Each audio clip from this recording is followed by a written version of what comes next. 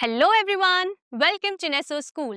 तो सीबीएसई लेकर आ चुका है क्लास 10 स्टूडेंट्स के लिए एक बहुत इंपॉर्टेंट अपडेट। 2026 में होने वाले बोर्ड एग्जामिनेशंस के लिए सैंपल क्वेश्चन पेपर्स को रिलीज कर दिया गया है और इस बार का एग्जाम पैटर्न भी बदला गया है, चेंज करा गया है। लेकिन वो कैसे, ये समझ लेते हैं क्विकली सोशल साइंस के सैंपल क्वेश्चन पेपर की मदद से, जो मैंने आप सभी के लिए पहले से ही यहाँ पर ओपन करके रखा है। यहाँ पर अगर हम सबसे पहला पॉइंट देखें इंस्ट्रक्शंस में, तो लिखा है कि क्वेश्चन पेपर में टोटल 38 क्वेश्चंस होंगे। लेकिन ये कोई बड़ी बात नहीं है, क्योंकि आमतौर पर इतने ही क्वेश्चंस आपके क्वेश्चन पेपर में दिए जाते हैं। लेकिन यहाँ पर बदला क्या गया है वो समझ लेते हैं।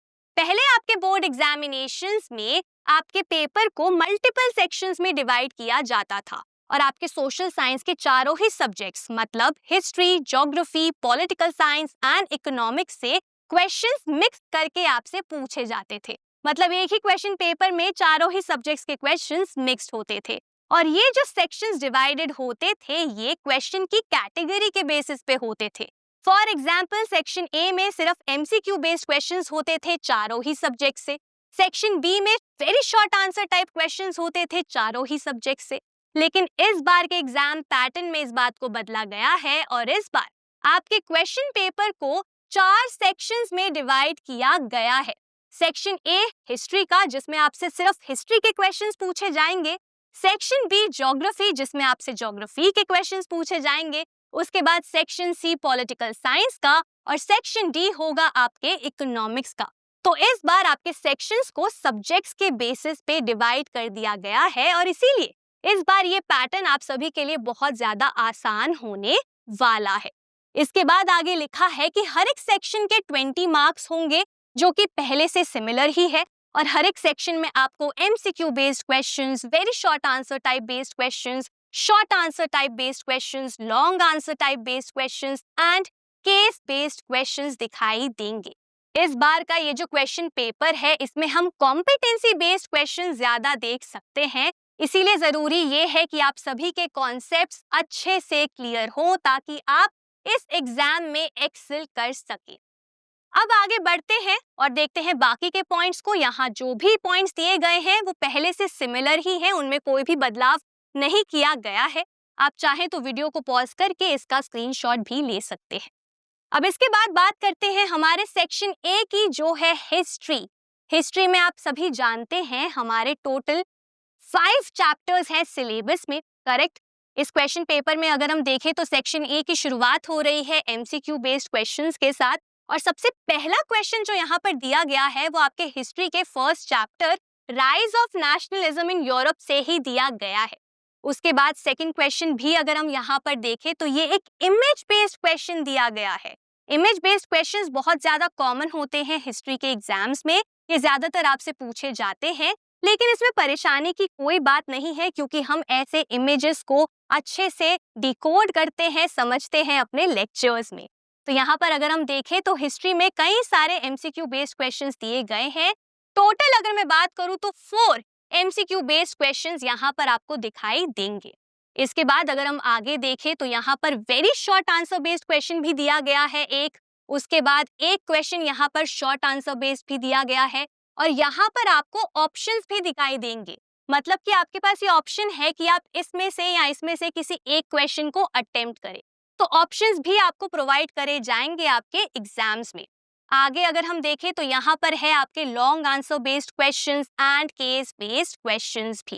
केस बेस्ड क्वेश्चंस में आपको पैसेज दिया जाता है और उससे रिलेटेड क्वेश्चंस आप सभी से पूछे जाते हैं और ये बहुत ज्यादा इंपॉर्टेंट भी होता है, ठीक है। अगर एंड में हम देखें हिस्ट्री के सेक्शन में तो यहाँ पर मैप स्किल बेस्ड क्वेश्चन भी दिया गया है 2 मार्क्स का। तो यहाँ पर आपको मैप को भी अटेम्प्ट करना होगा।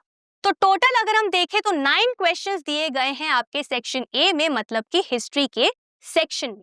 अब आगे बढ़ते हैं सेक्शन बी के तरफ, जो है ज्योग्राफी का। ज्योग्राफी में वैसे तो आपके टोटल कितने चैप्टर्स हैं? 7 चैप्टर्स हैं, लेकिन इसमें से जो 7th चैप्टर है वो हमारा सिर्फ मैप के लिए दिया गया है। तो 6 चैप्टर्स में से क्वेश्चंस यहाँ पर आपसे पूछे जाएंगे।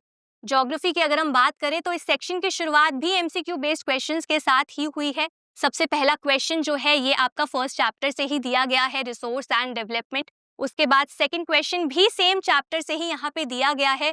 तो टोटल आप यहाँ ज्योग्राफी के सेक्शन में 6 एमसीक्यू बेस्ड क्वेश्चंस देख सकते हैं। इन एमसीक्यू बेस्ड क्वेश्चंस के बाद आते हैं हमारे very short answer based questions, and यहाँ पर एक क्वेश्चन आपका दिया गया है लॉन्ग आंसर बेस्ड का भी। ठीक है, तो यहाँ पर अगर आप ऑब्जर्व करें तो कोई भी शॉर्ट आंसर बेस्ड क्वेश्चन नहीं है, very short answer based question है और लॉन्ग आंसर बेस्ड क्वेश्चन दिया गया है, वो भी ऑप्शन के साथ। इसके बाद यहाँ पर भी आपके लिए केस बेस्ड क्वेश्चन दिया गया है 4 मार्क्स का। ठीक है, इसके बाद अगर हम एंड के तरफ जाएं तो यहाँ पर ज्योग्राफी में है आपका मैप, तो मैप के क्वेश्चंस भी यहाँ पर दिए गए हैं 3 मार्क्स के। तो हिस्ट्री में आपसे 2 मार्क का मैप का क्वेश्चन पूछा जाएगा और ज्योग्राफी में 3 मार्क्स का आपसे क्वेश्चन पूछा जाएगा मैप्स का। इसी के साथ ज्योग्राफी भी यहीं पर आपका खत्म होगा। तो ज्योग्राफी में थे हमारे टोटल कितने क्वेश्चंस? 10 क्वेश्चंस। अब आगे बढ़ते हैं सेक्शन सी पॉलिटिकल साइंस के तरफ। पॉलिटिकल साइंस में हमारे टोटल चैप्टर्स कितने हैं? 5 चैप्टर्स हैं जो कंप्लीट आएंगे। ठीक है, यहाँ पर अगर हम देखें तो यहाँ पर भी शुरुआत एमसीक्यू बेस्ड क्वेश्चंस के साथ ही करी गई है। सबसे पहला क्वेश्चन यहाँ पर भी चैप्टर 1 से दिया गया है जो है पावर शेयरिंग। ठीक है, तो इस प्रकार से पॉलिटिकल साइंस में आपके एमसीक्यू बेस्ड क्वेश्चंस दिए गए हैं। यहाँ पर एक ट्विस्ट है, यहाँ पर अगर आप देखें तो कार्टून बेस्ड क्वेश्चन दिया गया है पॉलिटिकल साइंस में। अब वैसे अक्सर इस तरीके के क्वेश्चंस हिस्ट्री में आपसे ज्यादा पूछे जाते हैं, पॉलिटिकल साइंस में नहीं पूछे जाते हैं, लेकिन इस सैंपल पेपर में इस तरीके का क्वेश्चन पॉलिटिकल साइंस में दिया गया है। मतलब चांसेस ये है कि हमारे बोर्ड एग्जाम्स में इस तरीके के क्वेश्चंस आ सकते हैं। लेकिन फिर से कोई चिंता की बात नहीं है, क्योंकि हम अपने लेक्चर्स में सभी कार्टून्स को अच्छे से कवर करते हैं। तो यहाँ पर पॉलिटिकल साइंस में हमारे 4 एमसीक्यू बेस्ड क्वेश्चंस टोटल दिए गए हैं। यहाँ पर आगे आप देख सकते हैं assertion and reason based question भी दिया गया है, जो एमसीक्यू का ही एक पार्ट है। इस प्रकार का क्वेश्चन हमने हिस्ट्री और ज्योग्राफी में नहीं देखा, लेकिन पॉलिटिकल साइंस में चांसेस बहुत हाई है कि इस प्रकार के क्वेश्चंस आपसे पूछे जा सकते हैं। ठीक है, अब अगर हम आगे बढ़े तो आगे आ जाते हैं हमारे very short answer based questions, short answer based questions, long answer based questions and उनके साथ केस बेस्ड क्वेश्चन भी। ये पैसेज अगर आपको याद हो तो आपके चैप्टर 1 पावर शेयरिंग से ही दिया गया है। तो इस प्रकार से पॉलिटिकल साइंस से हमारे यहाँ पर टोटल 9 क्वेश्चंस दिए गए हैं। अब आगे बढ़ते हैं लास्ट सेक्शन की तरफ, जो है सेक्शन डी इकोनॉमिक्स का। इकोनॉमिक्स में वैसे तो आपके टोटल 5 चैप्टर्स हैं, ठीक है, लेकिन 5 चैप्टर्स में से जो आपका एक चैप्टर है वो चैप्टर प्रोजेक्ट के लिए है। तो जो फर्स्ट 4 चैप्टर्स हैं उन्हीं में से क्वेश्चंस यहाँ पर आपको दिए जाएंगे। ठीक है, इकोनॉमिक्स की शुरुआत भी एमसीक्यू बेस्ड क्वेश्चंस के साथ ही करी गई है। सबसे पहला सवाल यहाँ पर आपके chapter sectors of Indian economy से दिया गया है। तो इस प्रकार से टोटल 6 एमसीक्यू क्वेश्चंस आपको इस सेक्शन में दिखाई देंगे। तो अगर आप ऑब्जर्व करें तो हर एक सेक्शन में एमसीक्यू बेस्ड क्वेश्चन आपको दिया गया है। ठीक है, लेकिन साथ ही साथ और भी तरीके के क्वेश्चंस यहाँ पर दिए गए हैं। तो जरूरी नहीं है कि सिर्फ एक ही टॉपिक से क्वेश्चन आएगा। आपके लिए जरूरी है कि सभी टॉपिक्स आपके लिए क्लियर हो, ताकि हर तरीके का क्वेश्चन आप अटेम्प्ट कर सकें। यहाँ पर अगर आप देखें तो एमसीक्यू में ही एक मैच द फॉलोइंग का क्वेश्चन भी दिया गया है, जो बाकी के सेक्शंस में नहीं था। यहाँ पर ये दिया गया है और ये बहुत आसान भी होता है। इसके बाद अगर हम आगे बढ़े तो यहाँ पे दिए गए हैं हमारे शॉर्ट आंसर बेस्ड क्वेश्चंस, मतलब कि 3 मार्क्स वाले क्वेश्चंस, और उसके बाद डायरेक्टली यहाँ पे आपके लिए लॉन्ग आंसर बेस्ड क्वेश्चन दिया गया है। तो इस सेक्शन में आपको कोई भी असर्शन वाला क्वेश्चन नहीं दिखाई देगा, यहाँ पे कोई भी पैसेज बेस्ड क्वेश्चन नहीं है, मतलब केस बेस्ड क्वेश्चन यहाँ पर नहीं दिया गया है। Very short answer based questions भी यहाँ पर नहीं दिए गए हैं। तो इकोनॉमिक्स में अगर आप ज्यादातर देखें तो लॉन्ग आंसर बेस्ड क्वेश्चंस, बड़े मार्क्स वाले क्वेश्चन ज्यादा यहाँ पर दिए गए हैं। तो यहाँ पर टोटल इकोनॉमिक्स में हमें कितने क्वेश्चंस दिए गए हैं? टोटल यहाँ पर हमें दिए गए हैं 10 क्वेश्चंस।